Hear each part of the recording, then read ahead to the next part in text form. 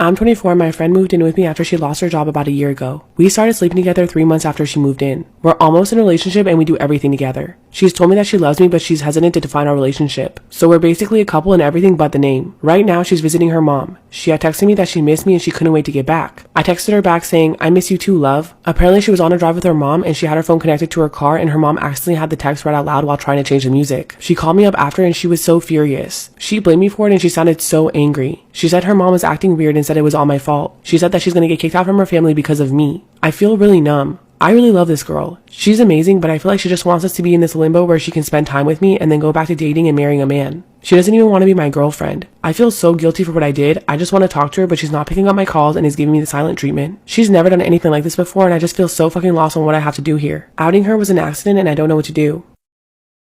Am I the asshole for telling my sister she would have been a terrible mother?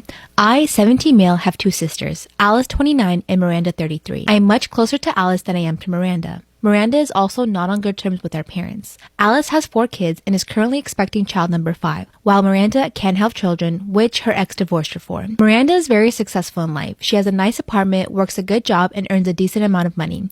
Alice, on the other hand, is struggling financially. She had her first child right out of high school and got pregnant with her second soon after. So she decided to become a stay-at-home mom for her children while her boyfriend provides for them. Me and my parents try to help them out as much as possible, be it childcare or money, whatever she needs. I love my nieces and nephews.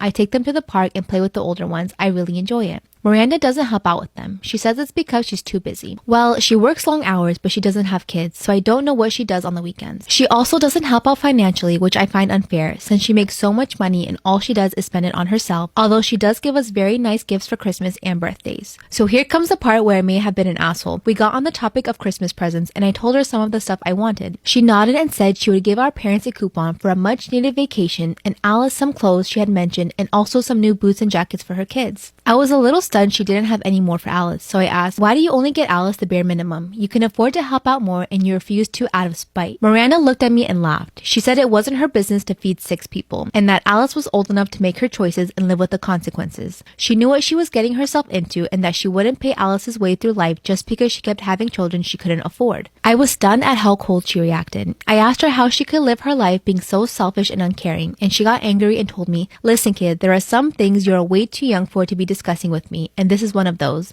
Drop the subject or get out. I got really frustrated with her and said something I probably shouldn't have. No wonder your husband divorced you. Even if you could have children, you would be a terrible mother. Miranda got very quiet and told me to leave and never come back. She has now blocked me on everything, and though I don't agree with her not helping out, I'm starting to feel guilty for saying what I said. So, am I the asshole? Am I the asshole for implying that my boyfriend's cheap because of the Valentine's Day gift he got me?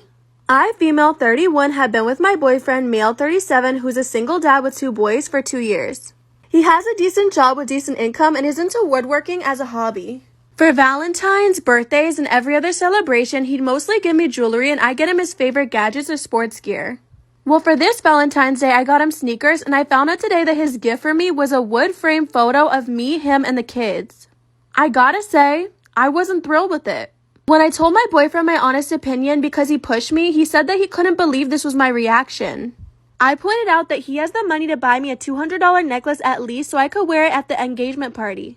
But he said I was out of line to imply that he was being cheap when all he was doing was trying to make me a special gift. Also, he had the kids help with it and put so much effort and thought into it because they see me as family. He said I should appreciate that, and I said I did, but that I thought he could have added the necklace as a great combo. He got even more mad, saying he couldn't understand why I'd value a necklace as much or even over a special gift he and the kids made.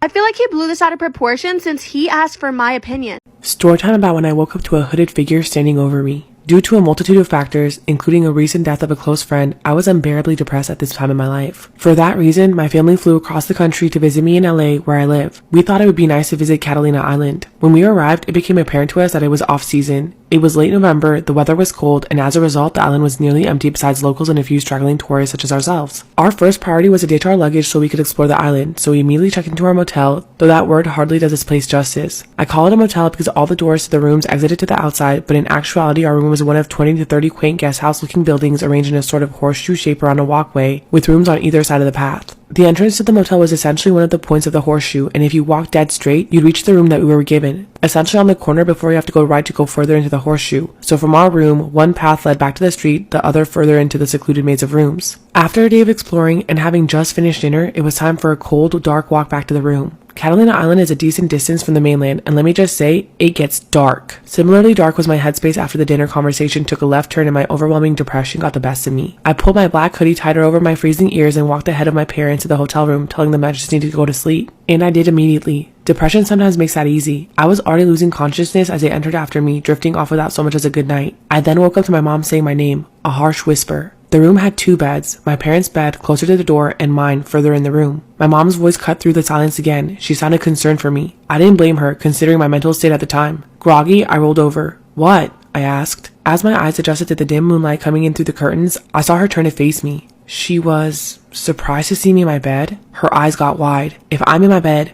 who was she talking to? We both looked back to where she was previously looking and see a hooded figure in all black standing over their bed. In that moment, we were both frozen with fear.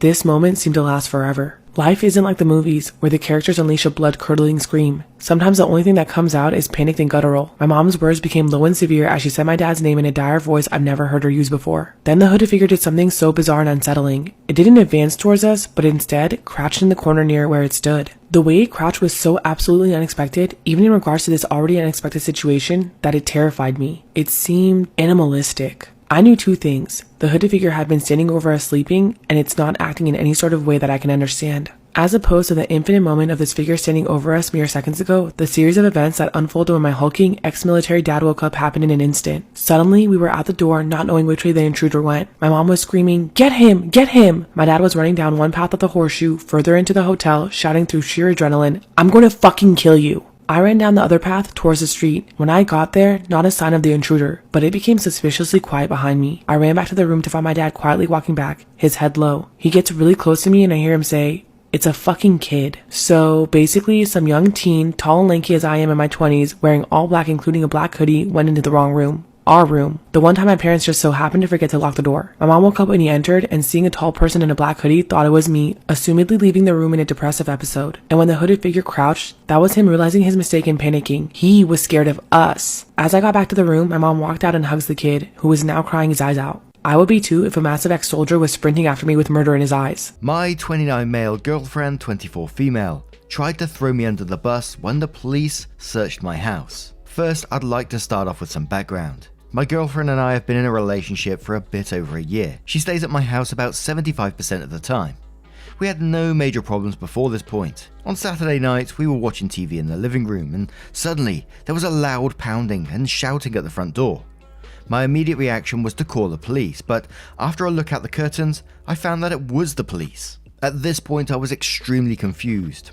I don't sell, manufacture, or use drugs. I have no firearms in the house. I do nothing illegal online. I don't even pirate Game of Thrones. I had no idea why they might have reason to be knocking on my door on a Saturday night. I opened the door and they immediately asked for permission to search the premises. I asked why they would think that was necessary, and they wouldn't answer. In turn, I refused to give them permission. My girlfriend repeatedly said I should cooperate. I said no, and told them to show me a warrant if they want to enter the house. They then informed me that they had probable cause and were searching my place no matter what I thought about the situation, and that their asking was only a formality. The first thing they did after entering my house was pull my girlfriend and I into separate rooms and begin questioning us. I kept demanding that they show me a warrant, but apparently warrants aren't even a thing anymore because probable cause can be literally anything when your local PD is backwater and shitty enough. I refused to answer any questions. I told them I wanted a lawyer if I was under arrest. I repeat that I did not consent to any searches of my property and repeatedly asked what their probable cause was, that there was nothing readily apparent. Thank you, Breaking Bad. And that they had no right to strip me of my privacy. My girlfriend, on the other hand, talked a lot. I didn't hear much because she was in the next room, but I overheard her say this: "You should check the backyard shed. I've never been in there before and I can't say what's in it." At the time, I could only think of, what the fuck is she doing? Well, the police checked the shed and found nothing. Again, I'm not a criminal. And an hour plus hundreds of questions later, left. At that point, I asked why in the world would she try to help them find criminal activity in my house, and she could only answer that she panicked and didn't know what to do. I don't need legal advice. My mother is a paralegal and knows a lot of good attorneys. She's furious about the police conduct, and she doesn't even know what my girlfriend said to them yet. I'm incredibly angry at my girlfriend for saying something so unbelievably moronic, but all she can respond to me with is, I panicked and didn't know what to do. What I need more than anything is another perspective on why a person would throw their SO under the bus like that. Does this seem like something that can be worked through, or is this just a huge red flag? And there were some relevant comments with replies from OP. So the first one, King TC said, saying, damn, this sounds super weird. It does, however, kinda depend on what they told her. If they'd said something like, we believe he has X in the house, and if we find it without you telling us, you'll be in trouble too. Now, I'd be disappointed if anyone I knew, loved and respected, ratted me out to the cops, especially if I hadn't actually done anything wrong, but it really does depend on what they said. As per your description, they don't sound like the best police force in the world. They could have said literally anything to her. Some people also turn to jelly when they see blue lights and a shiny badge. I have a friend who had a 20 bag hidden in his boxers and was stopped by the cops, asking for directions. Instead of just giving them the direction on moving on, he owned straight up to having the 20 bag. Don't automatically assume she was ratting you out or even thought about what she was doing. OP replied to that saying, this is what I honestly have in mind now. I can't buy that she was malicious. It really seems like she was just scared. Genji says, why the hell does everyone assume she called? You people are all going to break your arms reaching that far. I really wish people would comment based on the actual story rather than making up extra parts because it sounds more exciting in their heads. Maybe she did and maybe she didn't, but there is not one damn thing in the original post to give any indication she called the police. And OP replies saying, yeah, I think if she wanted to frame me, there would have been 1,000 easier ways than calling the police and sending them in a wild goose chase into a shed with rakes and shit. PLS says, did you ever find out what they wanted or even if they had the right house? And OP says, not a clue. I'd ask a lot of questions, but I don't want the cops in my area to start harassing me. Storytime about how I married my blind date after knowing each other for 2 weeks. After I broke up with my ex who cheated on me 4 times, I swore off men. But my friends and family were constantly telling me that I should at least try dating other people. I went 2 full years without dating anyone, and it was the best decision I ever made. Instead of going out on dates, I decided to take that time to work on myself. I prioritized myself and started doing the things that I've always wanted to do. For example, I always wanted to learn how to play the piano, so I put myself into piano classes. I also started taking belly dancing classes, and I signed up to Pilates. I also decided to focus on my mental health because I realized that I always depended on validation from men. It was the happiest I'd ever been. My family even saw the changes in me, and my mom told me that maybe it was time for me to start dating. Last year, my sister signed up to a bunch of dating apps, and she actually met some really good men. I really thought about it long and hard, and I decided to sign up for one too. And I told myself that I would take it slow and easy. Finally, I went on my first date. It didn't go very well because my date only talked about himself and didn't ask me any questions. But then my second date was this amazing guy. And I kid you not, it was love at first sight. So I walk into the restaurant and I know what he looks like. He was already sitting at the table, but as soon as we locked eyes, it was instant attraction. But not just attraction, it was love. I honestly don't know how to describe it. It was this feeling I'd never felt before. When I sat down at the table, we instantly connected. We talked about everything, from our childhoods up until that point. We talked about school, friends, even our favorite foods, favorite colors, places we wanted to visit. I'm talking about everything. We even talked about our family problems, which I had never done that with anyone else. We basically ordered the entire menu. And over the next 5 hours, we talked and ate and laughed. You know when there's moments of silence in a conversation, and sometimes it's awkward? There was none of that. We were constantly talking and asking each other questions. The restaurant actually had to tell us to go home. When we said goodbye, he asked me if he could take me to breakfast the next day. And of course, I said yes. As I was driving home, I knew that this was the guy I wanted to marry. For the next week, we hung out almost every single day when we weren't working, and we texted each other day and night. He would send me paragraphs. By the end of the week, he asked me if he could meet my parents. We had a wonderful dinner and my parents loved him. He put so much effort into talking to them and even brought them gifts. The following day, I met his family, and they loved me too. The following Monday, he asked me to move in with him, and I said yes. Like I said, my parents loved him, but when I told them that we were going to move in together after knowing each other for 1 week, they thought it was a terrible idea. But there was no way I was backing out on moving in with him. I told him that this was a risk I was willing to take. I was a grown adult, so I had the final word. That very same week, I started moving all my stuff in. After living together for 3 days, we were having so much fun. I was living with my best friend. We would tell each other everything. We decided to host a dinner for our family and friends. His family got along really well with my family, and his friends ended up loving me. By the end of that second week, my boyfriend was talking about getting married, and I said it would be a dream to marry him. And guess what? The next day, he takes me out for an early breakfast. While we're sitting at the restaurant, the server brings over a box, and he tells me to open it. And inside was a beautiful emerald ring. I had told him on our first date that emeralds were my favorite stones. He got down on one knee and asked me to marry him. And I said yes. In order to avoid having to convince our families, we went straight to the court and got married the following day. Yes, I know it's totally crazy, but I am so happy. We've been married now for 3 years. We've traveled to 8 different countries, and we also decided to have children. I never thought I would marry the man of my dreams after 2 weeks of knowing him, but my risk paid off. What should we name our first baby? Am I the arsehole for calling my girlfriend inconsiderate for the way she tested me? My girlfriend told me that she tested me by cancelling a date when we first started to go out. It was the date where we were kinda planning to hook up for the first time. For context, she lives in the city while I have an hour drive. She waited until I was halfway to the city before cancelling. I remember texting her as I got into the car and telling her I was on my way, and she waited until I was halfway to the city. She had a lot of opportunity to cancel before I had driven half an hour. The date being cancelled sucked, but she told me she was feeling sick and I told her it was okay and told her to get better. I had also asked her if she wanted me to come over and she said she didn't want to. She told me that it was a big moment for our relationship as she found out that I am very considerate, but honestly, I get why she wanted to test me, but I am really pissed in the way she tested me. She had no consideration for my time and effort. It was as if she really wanted to inconvenience me to see how I would react. I told her that it was pretty inconsiderate to wait until I had driven halfway to cancel, and she had been really inconsiderate in the way she tested me. She apologized half-heartedly and then said it was not a big deal and it has been 4 months. I told her it was a big deal to me and we had an argument about it. I feel like an arsehole because it really is a small thing to get mad about. I the arsehole for cancelling dinner when my boyfriend brought a bell to the diner to grab the staff's attention. I, 30 female, have been dating my boyfriend Rhett, male 31, for 4 months. We live in different towns and he's not from here. He's American living here. He usually visits on the weekends. This time I decided to visit his town and eat out at the diner. Rhett was already there when I arrived to the diner. We talked some, checked the menu, then when it was time to order, he pulled out a small bell out of his jacket pocket, lifted it up and then started shaking it. It produced a loud, annoying sound. My ears started hurting. I was so confused. I asked what he was doing and he said he was trying to get one of the waiter staff's attention. I said it was embarrassing and he should stop right then, but he kept shaking it. I cannot begin to explain the looks we received from everyone. I demanded him to stop, but he said not till someone came and took our order. I threatened to leave the place and cancel dinner if he wouldn't, and he kept doing it. Someone came already, but I'd already gotten up, took my purse and started making my way out.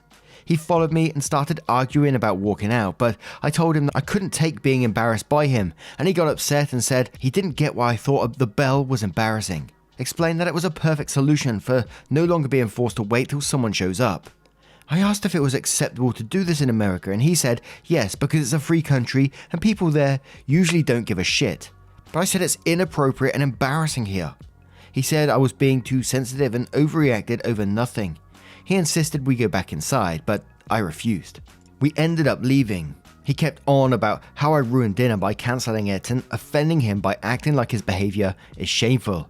I said I have a right to give an opinion on what he's done, even if he thought what he was doing is okay, but he basically told me to get off my high horse and stop calling his genius idea embarrassing.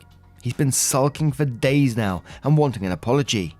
Maybe I overreacted. Maybe it's nothing where he lives, but here, it's just unacceptable. So today's Valentine's Day is about something that happened literally, I think, like 3 years ago. A reminder, I'm 20 years old now and I'm turning 21 in May. So this was like, I think when I was like 17, turning 18 soonish. And honestly, I think those are like my prime years of being the ultimate F-boy or the ultimate king of doing the devil's tango. Because that's when I was really in like sicko mode. That's probably a really bad joke to say because of Travis Scott and whatever happened and stuff. But you know what? Anyways, I remember back in like my high school years, because I was still in high school when I was 17. I remember I was talking to this girl. Actually, funny enough, we were basically kind of together. I don't know. Every time I got into a relationship, I never made it like heavily official until one of us said the I love you card. And honestly, like, I don't know. It's one of the scariest things for me to hear the word I love you. Cause I don't know. It's a powerful word. Love is a powerful word. I think anyone knows that. Like if you're going out saying it to every single girl or every single guy you meet, let's be real here, the value of it will drop immensely. And by immensely is like a big word. I should probably say something less smart. A lot. And this is a story about how a girl said it to me, but probably in the worst time and moment. And it was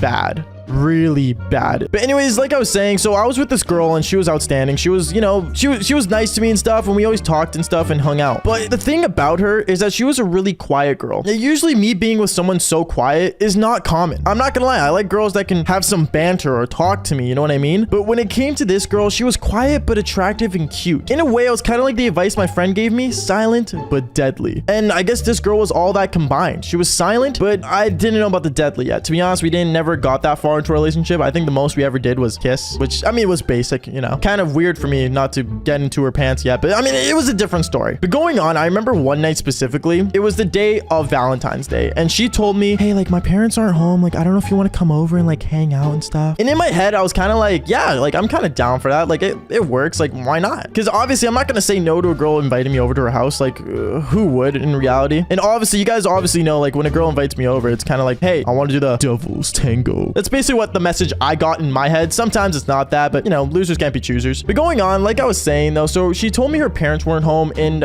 you know, when she told me that, I was kind of excited because obviously, you know, who's not gonna take advantage of that? So I was like, yeah, sure, like I'll come over. Like what time? She told me to come around like 6:30 ish, and you know, around that time, I guess that's when her parents were leaving to go on their own dinner for Valentine's Day, which I mean was smart in a way, but to be honest, I'd rather go eat too. But like I was saying, you know, losers can't be choosers. And obviously at that time, I decided to go to her house, and I drove my car down there, and I got there. When I got there, I'm not gonna lie to you, she called me when I was in the car, and she's like, I see your car in the driveway, but don't come in yet. And I was like, why? Like, are your parents still home? She said, no, like I just like there's cameras outside, and like I'm nervous. I don't know if it's a good idea. And I'm like, okay, well, you can come out and you know, we can go get dinner, like I said earlier. But she decided to say no, and she's like, no, like it's fine, like just sneak around the back and then come through the window. Bruh, you're telling me for me to see my own girl, I have to go through a window? I mean, realistically, like I get it, like let's be real here, when I was 17, like I didn't really care. Like if I had to go through a window just to go do the devil's tango with a chick, I mean, I'm not gonna complain. So I went out back and I ended up climbing this like pole thing, and when I did, she opened the window and I hopped through the window. Obviously I made a loud thud, but I guess no one was home technically, so I think it was fine. Or at least that's what she told me. Trust me, the story gets a lot worse. So going on, when she told me like, you know, like, oh, like no one's home, like we should do something crazy and stuff, I remember looking around her room and like everything looked really girlish. But then she opened up her closet, and oh my gosh, I usually don't say that, but like trust me, when it came to this girl in her closet, she had a lot of crazy things. For example, she literally had rope. She had some kind of ball with like a strap on it. I don't know. There was like a lot of stuff in there. And there's some things that, let's just say, if she wanted to do it on me or me be bottom, it's possible. But obviously, you know, I stood my ground, guys. Don't worry. Never doing it up there.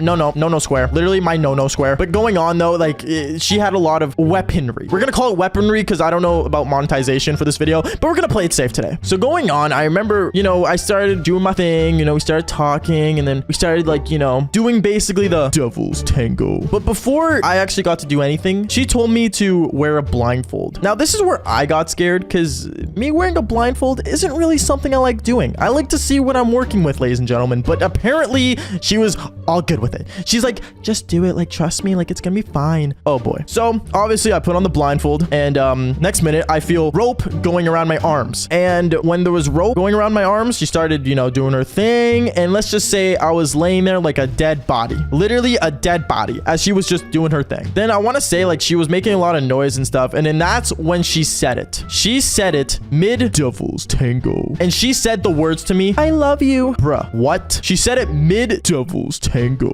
Like I was already scared enough. Like this was like a no for me. I'm gonna be brutally honest here, because like let's be real here, when you're seeing a person for like, I don't know, I was probably seeing her for like 2 months at this point, saying the I love you was just a no square for me. Like I don't know, I feel like it was too early, you know what I mean? It kind of gave me fear in my chest. But going on, I was tied up and she did that and she said it out loud. And my eyes opened wide inside that blindfold. And I'm like, in my head, I was thinking like, there is no way she just said, like, there is no way. Like, what? Are you serious? Is my eggplant that powerful? I don't know. Honestly, in my head, I was just thinking a million things at once. But then I heard a door open. Now, this is where I started being scared because she was loud, don't get me wrong, but I heard a door open and I know I did. From the bottom of my heart, I knew there was a door that opened. And in my head, I'm thinking, do I tell her right now the door opened? Do I tell her when she's off me? Like, when do I say this? But she kept doing her thing and she kept doing the devil's tango. Okay, that's the most times I've said devil's tango in a story, but trust me, it's worth it. And she kept going and she kept doing her thing. And I remember the door that was so close to us, I ended up hearing open. And the next minute, with me having a blindfold on, I just heard a little boy's voice. A little boy's voice. And I got terrified because I thought she had like a voice change or something, but no. Her little brother opened the door. The literal door that I was in, tied up, butt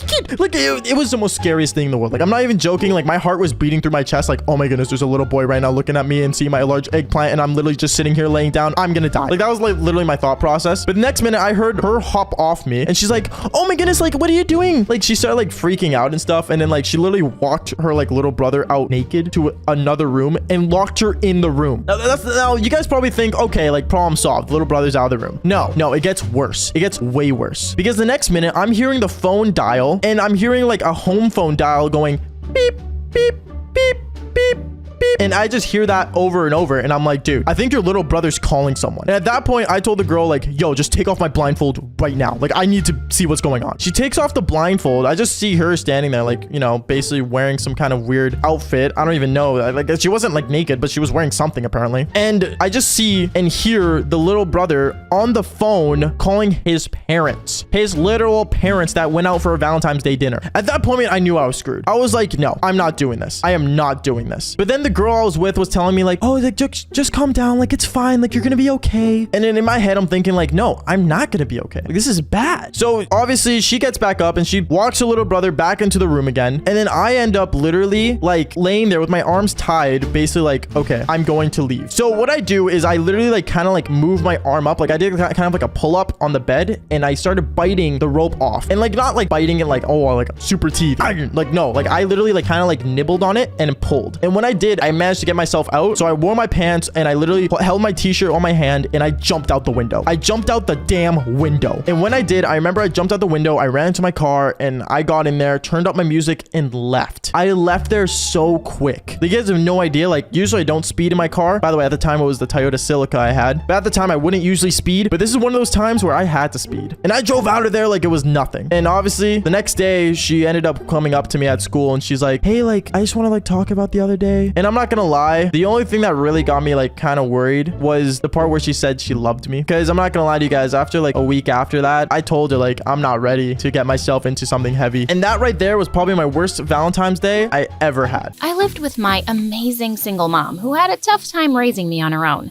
As I grew older, I was determined to work hard and give her a good life one day. I got into a great high school on full scholarship and helped her out by waitressing on weekends. One evening, I was dashing like crazy at the subway station. I was so late for my shift. Suddenly, I bumped straight into someone, but I just shouted an apology and ran off to my train. Just as I was about to get on, someone gently took my hand. I turned around to see the most gorgeous boy ever. Hey, you dropped this. He placed something in my hand and I gasped. It was my bracelet. Thank you so much. I would have been devastated if I'd lost this. I'm so glad I found you. No, you found me. I mean, the bracelet. His smile went all the way up to his warm brown eyes. You're welcome. Do you think we could maybe... Just then the door started closing and I shouted, sorry, gotta go, as the train pulled away. I felt like such an idiot. I didn't even ask for his name. For the next couple of months, I kept hoping I'd bump into him on the way to work, but no such luck. Summer break was over and I was really looking forward to seeing my best friend Tessa, who'd been away on vacation. We hugged excitedly and she put her arm through mine as we walked to class. There's so much I have to tell you. But first, did you ever find the train guy again? No. It sounds stupid, Tess, but we had an instant connection. He almost asked me out, and now he just disappeared. Aw, Claire. We'll hunt the whole city down till we find him. Now come on, let me introduce you to my new boyfriend, David. She walked up to a tall guy, and when he turned around, my heart almost stopped. It was the freaking train guy! He didn't seem to recognize me as Tessa introduced us, telling me how their dads were friends and they'd met on vacation. His family had recently moved to our town, so he'd joined our school now. Of all the guys in the world, Tessa had to meet him? The first class we had that day was English literature, and to my dismay, the teacher chose me and David to read out something from Shakespeare. I picked out a scene from Romeo and Juliet, but David muttered loudly, "Jeez, kill me now." What, you don't like it? No. It's a story about two people who were so dumb. I was happy when they died. It's so lame. Oh, is that your expert opinion as a world-famous writer? No, it's my expert opinion as someone with good taste. It's not romantic, it's stupid. Dying for love is stupid? The dumbest. You have the emotional depth of a teaspoon. At least I have a brain. But fine, you want me to be stupid Romeo? I'll do it. No, I don't want to now. I pulled the book away from him as he held onto it tight, and suddenly we both fell down, ripping it in half. Everyone was staring at us, and the teacher told us to go back to our seats. Ugh, this guy was so annoying. It wasn't a great start, but because of Tessa, we both made an effort to be nicer. And I wanted to hate him, but I really couldn't. He was smart, funny, sweet. He was kind of perfect. For Tessa, of course. Some months later, we had a big calculus assignment to work on, but when I went to the library, only David was there. He told me Tessa wasn't feeling well, and I sat down awkwardly. As we got busy working, I suddenly noticed David looking at my notebook. You're doing it the wrong way. My answer is the same as yours. But why use such a long method when there's a shortcut? Because shortcuts lead to mistakes. Watch and learn. He pulled his chair closer and started scribbling away. I could hardly focus. Gosh, he smelled so good. There, done. Okay, you're a genius. I'm calling it a day. I gathered my stuff and started to leave, but he followed me. Have I offended you? Why does it always seem like you're mad at me? No, I'm not. Yes, you are. Am not. Just tell me, Claire, why are you angry at me? Suddenly, the words just came spilling out. Because you didn't remember me. Wait, what? Nothing. It's nothing. I'll see you around. And with that, I ran off. Why did I have to say such a dumb thing? A few weeks later, we had the spring dance at school, and I accepted when a boy from class, Eric, asked me to go with him. I was actually having a pretty good time, and when I stopped to rest, Tessa and David joined me. That Eric seems like great boyfriend material, Claire. Yeah, I guess he's nice. But you're still hoping to find the train guy, right? Oh my god. Tessa, please shut up. Train guy? Oh yeah, babe. This guy found Claire's bracelet on the train station, and they had this, electric romantic moment, but Claire left and never saw him again. She even tried looking for him, but nothing. I just wanted to magically disappear from the most humiliating moment of my life. Eric came just then and whisked me off to the dance floor. The next day, I was just really distracted at work. I broke 2 glasses, knocked over a jug of water, and then I bumped into a waiter, sending food flying everywhere. I was pretty sure I'd be fired. But that night got even worse when I suddenly noticed my bracelet was gone. I broke down into tears, and the staff helped me look all around the kitchen. The manager even let me stay back and search the restaurant once the customers were gone, but I didn't find it anywhere. Feeling crushed, I finally left and walked straight into someone outside. Hey, what's wrong? My bracelet! It's gone. It's the last birthday gift my dad gave me. David pulled me into a hug, and I buried my face in his shoulder. A minute later, he spoke. Claire, you mean this bracelet? I stepped back to see him taking off the bracelet stuck to my coat. Gosh, I feel so stupid. Thank you once again. And suddenly, last evening came rushing back to me. Listen, I did tell Tessa I met some guy, and I thought maybe we had something, but I was wrong. I've only ever thought of you as a friend since we met in school, and I don't like you that way, okay? Well, that's disappointing. Wait, what? I would have looked for you myself, but I left town the next day. And when I saw you in school, I did remember you, Claire. I didn't say anything because what was the point? I'm with Tessa, and I've tried so hard not to like you that way either, but it's not working. He pulled me closer, and my heart was pounding. He leaned in to kiss me, but I snapped back to my senses. No, I can't do this to Tessa. Please, don't follow me. And with that, I ran. How could I even come this close? I really wasn't looking forward to seeing David in school, but I found his seat empty. Tessa told me his dad was unwell and David had to go back to his hometown to take care of business.